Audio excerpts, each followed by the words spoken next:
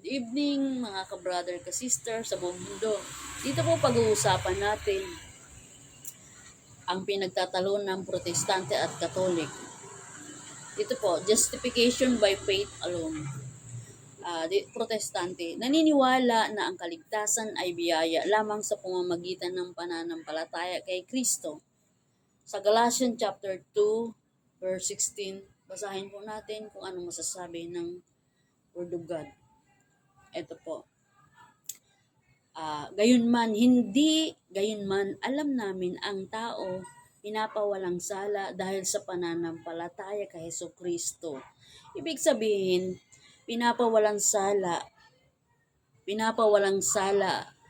dahil sa pananampalataya kay Hesukristo. At hindi dahil sa pagsunod sa kautusan. Kaya kami rin ay sumasampalataya kay Kristo Jesus upang mapawalang sala sa pamamagitan ng pananampalataya sa Kanya.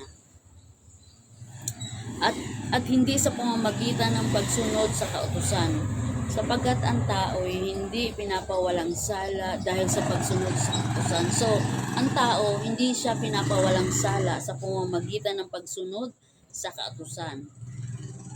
So dito mga ka-brother ka-sister, no, makikita natin dito sa mga taga Galatians chapter 2 verse 16, maliwanag po rito. Sa pamamagitan ng pananampalataya ng tao kay Hesukristo at hindi dahil sa pagsunod ng kautusan. Kaya tayo pinawalang sala. Ibig sabihin, sa pamamagitan ng pananampalataya,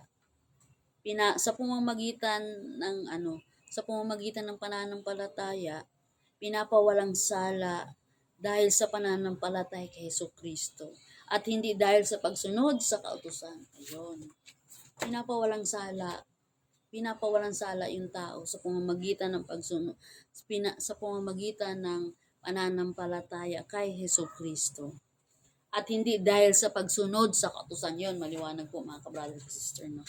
Yung dito po sa unang topic natin, dito sa justification by faith, Galatians chapter 2 verse 16. So yun yung paliwanag mo.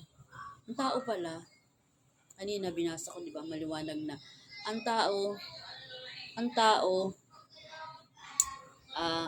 marami kasing pinagdidebatehan. Sabi ng Protestante, naniniwala na ang kaligtasan ay biyaya lamang sa pamamagitan ng pananampalataya kay Kristo. So nung binasa natin, ang tao pala, naligtas pala tayo hindi dahil sa pagsunod sa kautusan, sa pamamagitan pala ng pananampalataya, kaya napapawalang sala ang ang sangkatauhan. So maliwanag po yun mga ka-brother and sister. So ito pa po, sa Katolik, itinuturo na ang mabubuting gawa ay bahagi ng kaligtasan. Basahin po natin sa James chapter 2 verse 24 kung ano po masasabi ng word of God na ito. Ito po. Dito po sa Santiago chapter 2 verse 24, Diyan ninyo makikita na itinuturing na matuwid ang isang tao dahil sa kanyang mga gawa at di dahil sa kanyang pananampalataya lamang. So, maliwanag po rito mga ka-brother, ka-sister, no? Sabi rito ng Katolik, itinuturo na ang mabubuting gawa ay bahagi ng kaligtasan. So, maliwanag po rito sa James chapter 2 verse 24, sinasabi po rito, diyan ninyo makikita na itinuturing na matuwid ang isang tao dahil sa kanyang mga gawa at di dahil sa kanyang pananampalataya lamang. So, nagdadagdag ako ng example dito mga ka-brother, ka-sister.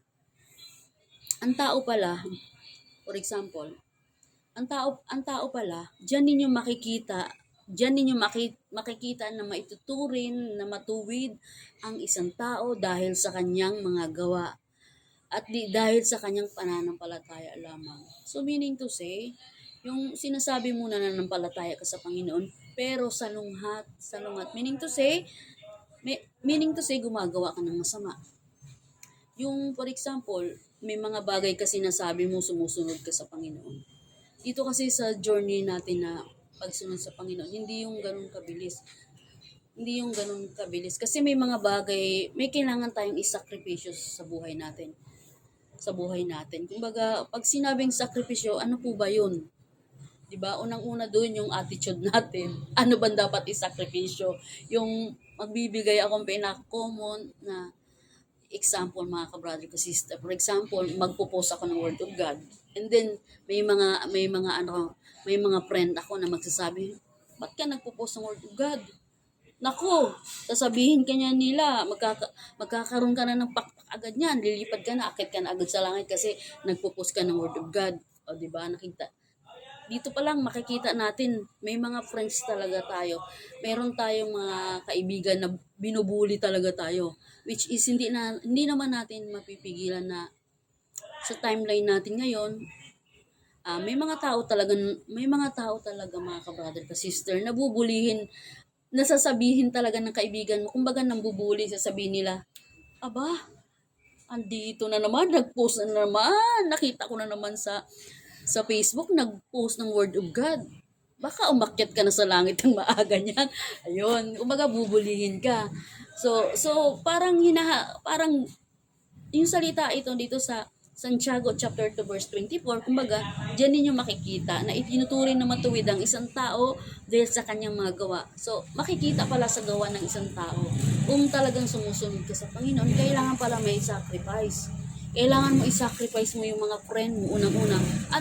Anong bagay na ba ang nagawa mo i-sacrifice sa sarili mo? Unang-una yung mga friend mo na nilalayo ka na sa Panginoon. Kumbaga, for example, yung mga bagay, work, friends, boyfriend, lahat kung anong mga bagay na temptation na kailangan natin i-sacrifice.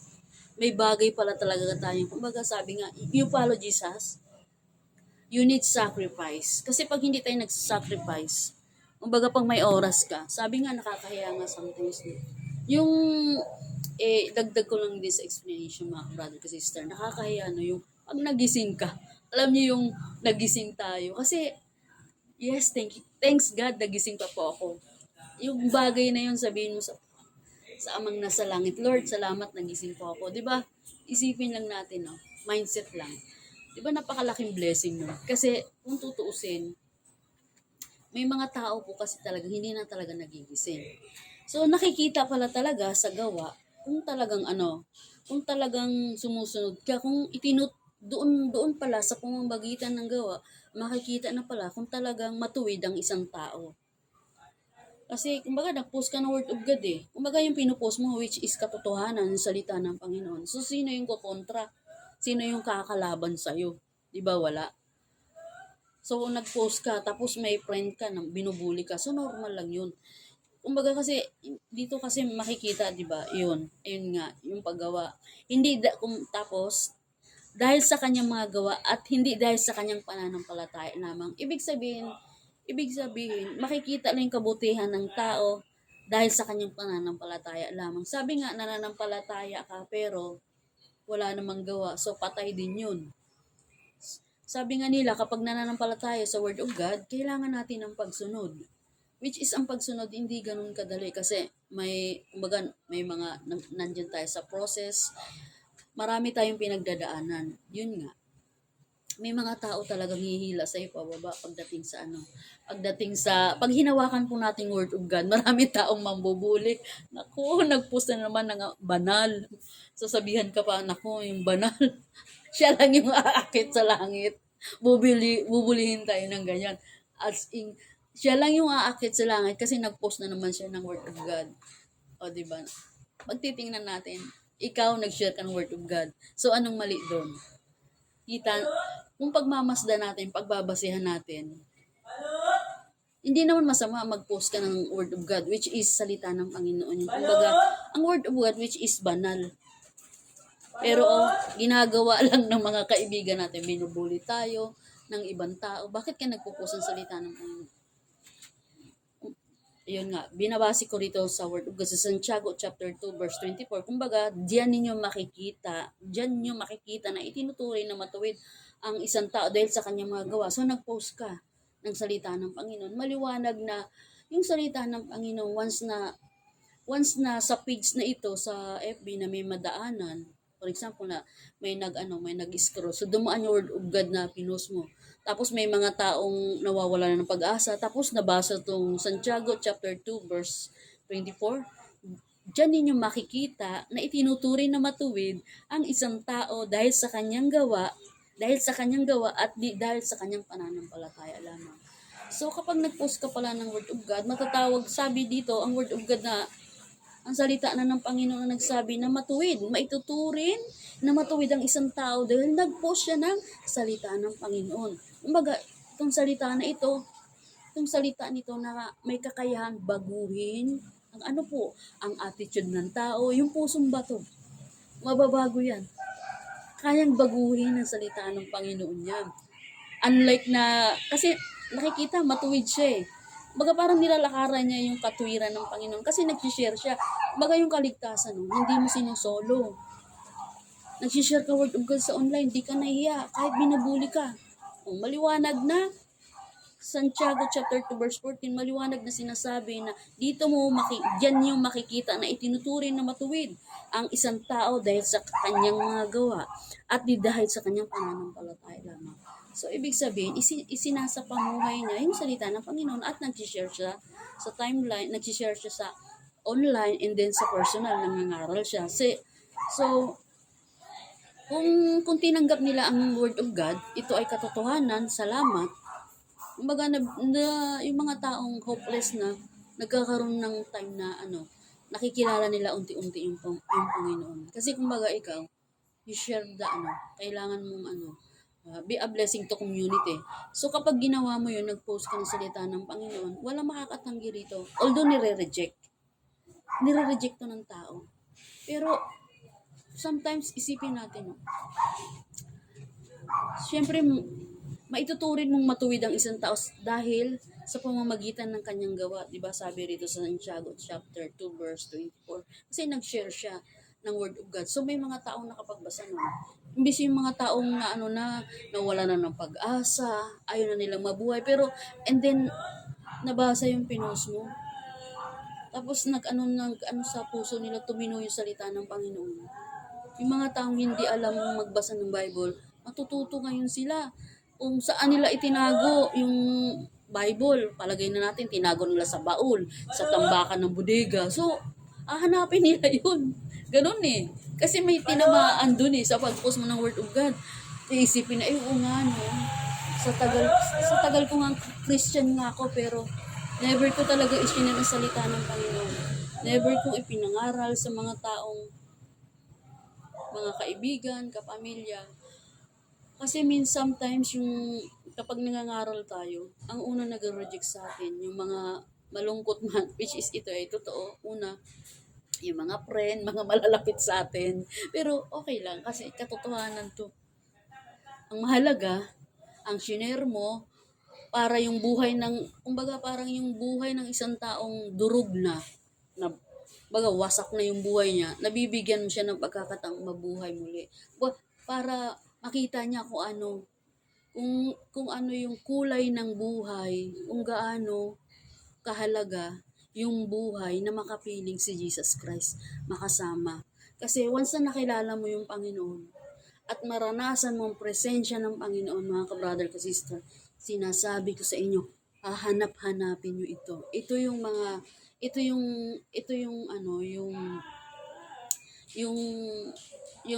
pag-ibig ng Panginoon na once na naranasan nyo sa buhay nyo, talagang masasabi nyo talaga, Lord, hindi man ako, batid ko na ako makasalanan, hindi man ako magaling. Alam ko na ako yung makasalanan, pero susunod ako sa inyo dahil nararanasan ko yung pagpapala at blessing. Kumbaga, hindi naman lahat ng blessing which is money. Hindi po lahat blessing sinasabi yung material things. No. Kumbaga yung kapayapaan na pagkakaloob sa iyo ng Panginoon, yung kapayapaan na hindi kayang ibigay ng mundong ito, na kung saan dito lang po natin matatagpuan, which is kay Jesus Christ, sa salita ng Panginoon. So dapat wag natin kakaligtaan ang mag-share ng Word of God dahil ito ay bumubuo ng buhay ng bawat isa dito sa mundong durog na. Durog na yung pagkatao ng isang tao, which is kailangan natin siyang kunin, iahon, Kumbaga siya, yung buhay niya parang nalugmok na siya doon, puro kadiliman eh. So, kailangan natin silang from dark to kingdom. Kumbaga, ibig sabihin, iahon natin sila mula sa kadiliman patungo kay Jesus Christ. Although, mahirap ito, hindi ganun kabilis. Pero kung talagang susundan natin, no, mag, kasi sa mga bagay na ito, mga ka-brother, ka-sister, ang pinakakalaban natin dito, yung ano natin, yung kalaban natin sa pagsunod kay Jesus Christ, temptation. Kailangan natin ng sacrifice. Kapag wala tayong sacrifice, katulad yan, katulad, for example, pag sinabing to follow Jesus, kailangan may sacrifice ka. Ano ba yung mga bagay na yun? Unang-una, kailangan isipin mo, ano bang bagay na pwede kong isacrifice? Marami dito, pamilya, work, time, boyfriend, etc. Tapos yung mga friends. Siyempre may mga friends tayo nagbubuli-buli. Sila. Pipili tayo dyan. Sino na ba yung yung mga taong nag-sacrifice yung kumaga binigay na natin sa Panginoon. Pag sinabing nag-sacrifice ka na, ibig sabihin iiwasan mo sila kasi sila yung mga taong nagdadala sa'yo na ilalayo ka sa Panginoon. Kasi sabi nga nila, kumbaga kailangan dito sa journey natin, meron din tayong tinatawag na yung tinatawag na cell group, yung community. Kailangan meron din po tayo na dumidevelop sa faith natin, bumubuo sa faith natin. Kasi kung tayo lang mga kabrother at sister, hindi po natin kaya.